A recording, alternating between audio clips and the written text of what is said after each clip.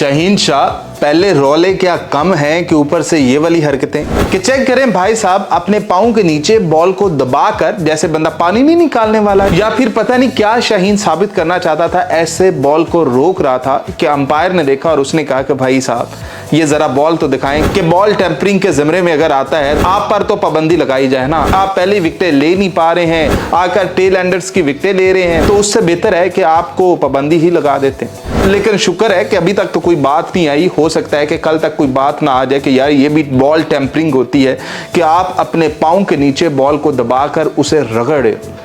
मतलब ये तो कॉमन सेंस है ना कि शाहीन शाह अफरीदी ऐसे कैसे रोक सकता है, और ऊपर से दबा रहा है बाकायदा।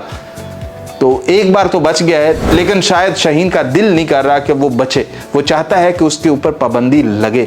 शाहीन शाह अफरीदी कहता है कि मुझे कोई रोको, ये जो मैं इतने स्कोर खा रहा हूं ना, तो कोई तो सामने आए जो कि मुझे रोके और कहे कि यार क्या कर रहा है। टेस्ट के अंदर जब से वापसी हुई है शाहीन शाह अफरीदी वैसे ही थका थका नजर आ रहा है कि जैसे ही पीएसएल के अंदर उसकी परफॉर्मेंस थी, जो वो बॉलिंग कर रहा था कि 145, 141, 142 वो एकदम से ड्रॉप होती है 131 और 132 के ऊपर, और उसके बाद शाहीन शाह अफरीदी को 5 की इकॉनमी के साथ स्कोर लगते हैं, जहां पर हसन अली को 1 या 1.5 की इकॉनमी के साथ स्कोर लग रहे हैं, अब्बास को भी इसी तरह से लग रहे हैं। वहां पर शाहीन शाह अफरीदी को 3 या 4 की इकॉनमी से स्कोर लगते हैं, जहां पर उनकी इकॉनमी 2 की तरफ चली जाती है तो इसकी इकॉनमी 5 की तरफ चली जाती है। तो सबसे ज्यादा अगर फास्ट बॉलिंग की तरफ से किसी को स्कोर लग रहे हैं तो वो शाहीन शाह अफरीदी को है कि भाई पहली भी इनिंग के अंदर आपने चेक किया है कि 100 से ज्यादा शाहीन शाह अफरीदी को स्कोर लगे हुए हैं और बाकियों को कम लगे हुए हैं।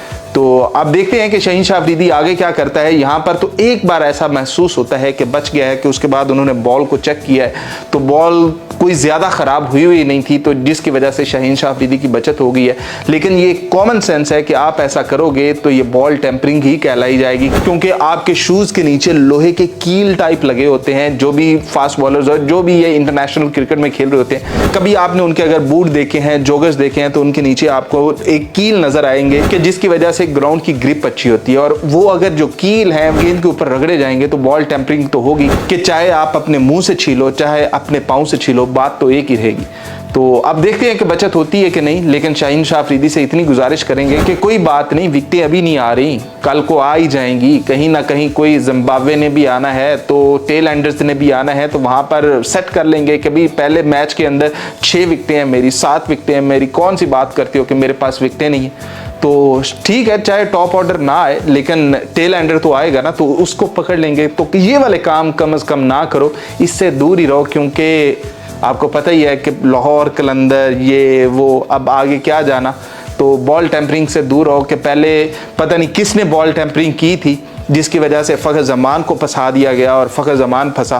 तो अब देखो कि क्या होता है।